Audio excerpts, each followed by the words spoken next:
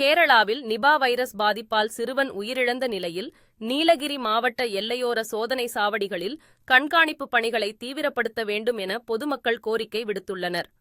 கேரள மாநிலத்தில் Nipah virus பாதிப்பு அதிகரித்து வருவதோடு மலப்புரம் மாவட்டம் பாண்டிக்கோடு பஞ்சாயத்தை சேர்ந்த 9ஆம் வகுப்பு படிக்கும் 14 வயது சிறுவன் நிபா வைரஸ் பாதிப்பால் உயிரிழந்தான். இது கேரளாவில் பரபரப்பை ஏற்படுத்தியுள்ளது. இதனைத் தொடர்ந்து தமிழ்நாட்டு எல்லைப் பகுதியான நீலகிரி மாவட்டம் கூடலூர் சோதனை சாவடிகளில் சுகாதாரத்துறையினர் கண்காணிப்பு பணி மற்றும் பரிசோதனையில் ஈடுபட்டுள்ளனர். எல்லையில் உள்ள சோதனை சாவடிகளில் தமிழக சுகாதாரத்துறையினர் கண்காணிப்பு மற்றும் பரிசோதனை செய்யாமல் அலட்சியம் காட்டி வருவதாக குற்றம் சாட்டு எழுந்துள்ளது.